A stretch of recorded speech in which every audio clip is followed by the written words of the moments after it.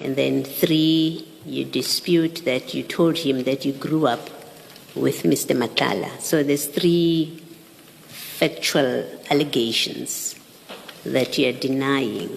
And I understood your evidence earlier in response to Ms. Hassim. I understood you to say you never responded to this WhatsApp message. Am I correct? Correct, Commissioner.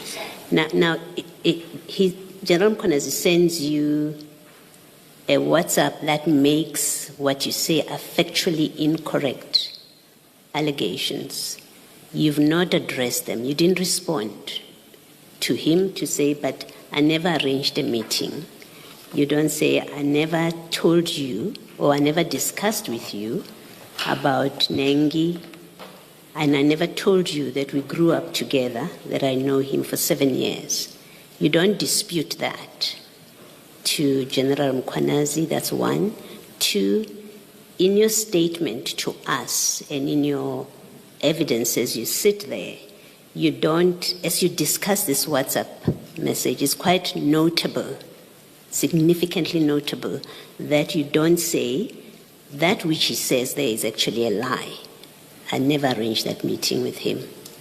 That which he says there, that I told him or that I discussed Nengi with him, is a lie. And you don't say, I never told him that I grew up with Matala. I have to say it's a great curiosity that you, at no point until now, when Ms. Hassim and the chairperson ask you questions, and I do, at no point do you correct what you say are factual inaccuracies or lies. So what's your explanation for that?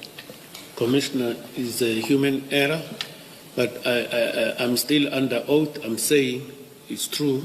I dispute this. Mr. Matala originally is Mamelodi in terms of growing up. Me, I'm from Soshanguve. There's no way that we'll grow up together.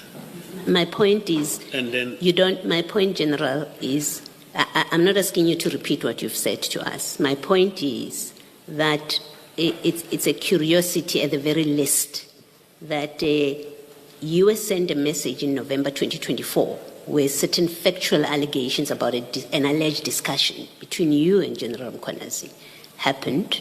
You don't respond to him. You don't say, but Commissioner, I never had these discussions with you. You don't. You keep quiet. You tell us I didn't respond. You get a further opportunity before us to submit a statement, and you drafted the statement. The evidence leaders had nothing to do with it. You prepare the statement. You attach this WhatsApp message for a different purpose, but you attach this and you don't say it contains untruths where it says this and that. Third opportunity, you're sitting there, you're testifying. You don't say he sent me this WhatsApp message and actually it contains inaccuracies. And the explanation that it's human error when you've had 3 opportunities to correct what you say are inaccuracies is simply not good enough. Commissioners, be that as it may, it is a human error, and if I didn't realize that I omitted this, is a human error, and then I admit I made a human error by not talking about it in my affidavit and talking about it in my evidence in chief. But the question of not responding to him, I decided not to respond to him but to talk to my attorneys.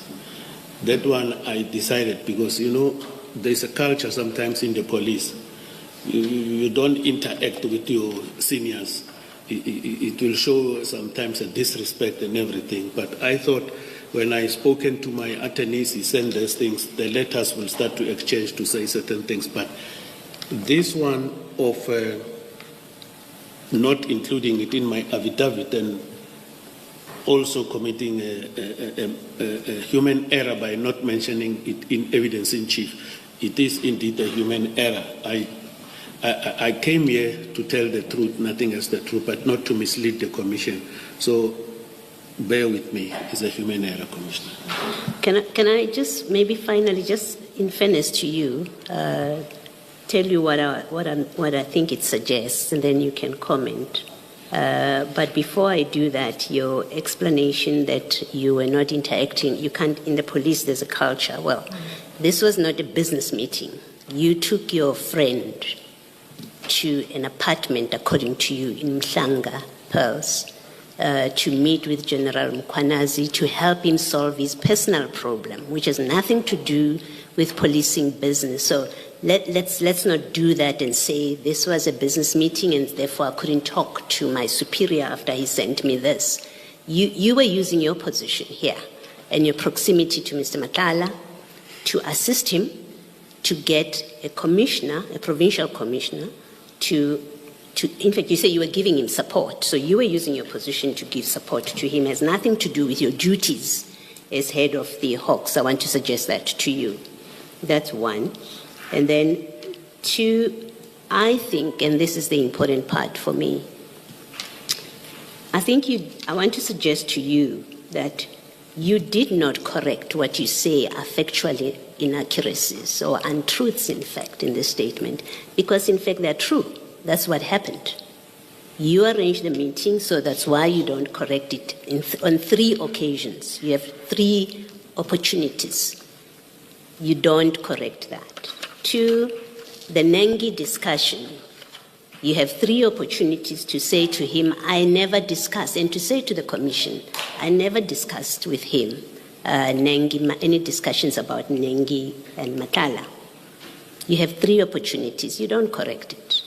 And the same with, you never told him that you grew up with Mr. Matala. You have 3 opportunities to do that. And my suggestion to you is you don't correct it because it is true. It's what happened.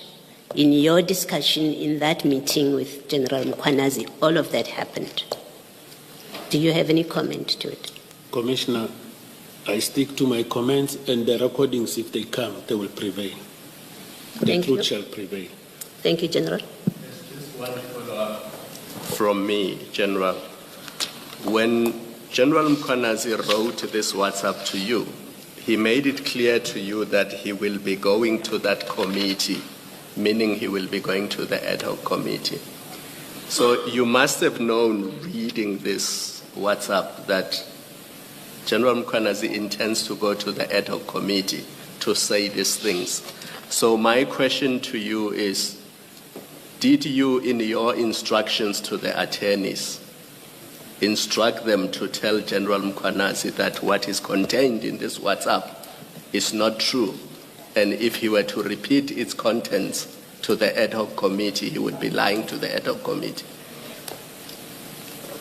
When I discussed this matter with my attorneys, I told them that I confirmed the issue of the meeting, that I was in attendance. I informed my attorneys that, for me, I've never arranged this meeting.